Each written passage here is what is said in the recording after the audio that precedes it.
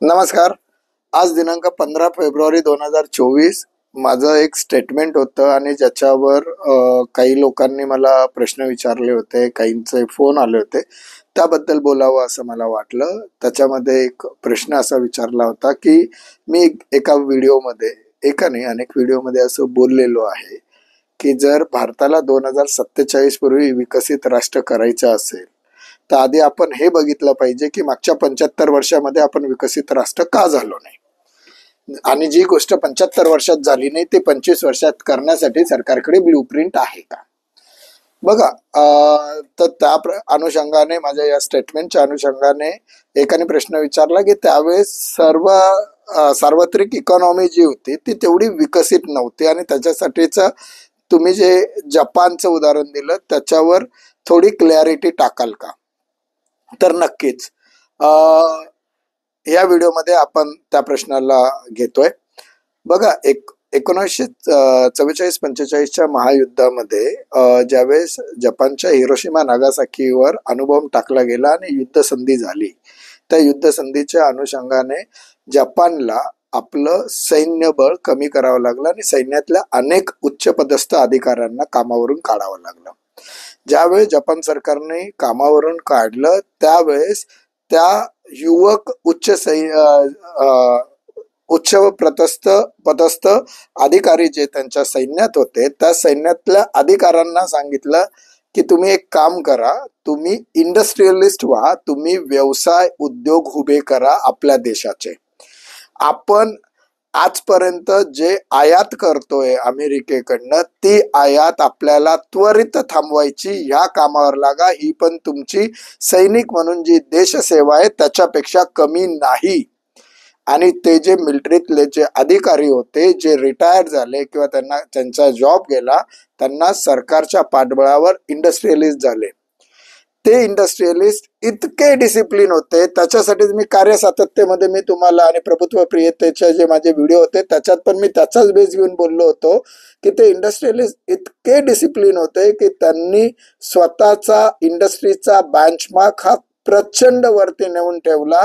त्या अनुषंगाने 1945ला अणुबॉम्ब पडलेले गावं, प्रचंड उद्ध्वस्त झालेले, नापीक झालेल्या जमिनी सकट असलेले 2 मोठी शहर परत विकसित होऊन देशाची अर्थव्यवस्था विकसित झाली. एवढंच नाही तर 90च्या दशकामध्ये जपान टेक्नॉलॉजिकली प्रचंड विकसित राष्ट्र म्हणून आपल्या समोर एक सक्षम अर्थव्यवस्था म्हणून जगात आपल्या सगळ्यांच्या समोर आला. आता हे झालं जपानचं उदाहरण. तर भारतासाठी जर विचार केला, 1947ला भारत पाकिस्तान फाळणीनंतर ठीक आहे, दंगे झाले, जिओग्राफिकल इश्यूज होते, सगळं मान्य आहे, परंतु सरकारची धोरणं याला सगळ्यात जास्त महत्वाची असतात. त्यावेळेपासून सरकारने ज्या प्रायोरिटीज सेट केल्या त्या प्रायोरिटीज इंडस्ट्रीज डेव्हलपमेंटसाठी कधीच नव्हत्या. जर त्या इंडस्ट्री डेव्हलपमेंटसाठी असत्या तर आपलाही देश जपानच्या बरोबरीने 1990च्या दशकात नाही तर 2000, 2010, 2020च्या पूर्वी, अथवा आपण असं म्हणू 2022ला जेव्हा स्वातंत्र्याची 75वी वर्षगाठ आपण बनवली, त्या 75व्या स्वातंत्र्य दिनी तरी आपण विकसित राष्ट्र म्हणून झालो असतो.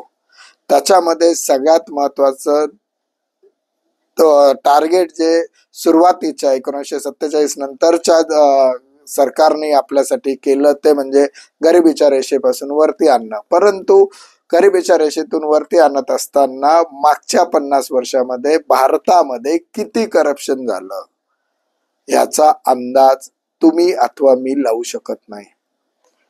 लक्षात घ्या, त्या वेळेमध्ये करप्शनचं प्रमाण अतिशय मोठं होतं आणि जपानमध्ये करप्शनचं प्रमाण नव्हतं, कारण की इंडस्ट्रियलिस्ट हा एक्स रिटायर मिलिटरी मॅन होता. कुठल्याही देशाचा सैनिक याच्या एवढा डिसिप्लिन व्यक्ती या देशात नाही. मी तर स्वाभिमानाने म्हणतो, आपल्या देशाचे जे सैनिक आहेत, well trained, well educated and well loyal, जर अशी कुठली फोर्स या जगामध्ये अवेलेबल आहे तर ती आपल्या देशाची आहे. आपल्या सैनिक ज्यावेळेस 15 वर्षानंतर रिटायर होतात त्यावेळेस सरकारने त्यांना इंडस्ट्रियलिस्ट करण्यासाठी मार्गदर्शन आणि त्यांना इंडस्ट्रियलिस्ट करण्यासाठी मदत का करत नाही, हा माझा प्रश्न सरकारला या अनुषंगाने विचारेल. त्याच्या मागचं खरं कारण तुम्हाला सांगतो. माझ्याही ओळखीचे काही लोक आहेत, ते ज्या वेळेस मिलिटरीतून रिटायर होतात, 15 वर्षाचा त्यांचा करार संपतो, त्यावेळेस ते पोलीस डिपार्टमेंट अथवा बँकांच्या एक्झाम देऊन तिथं नोकरीला लागतात.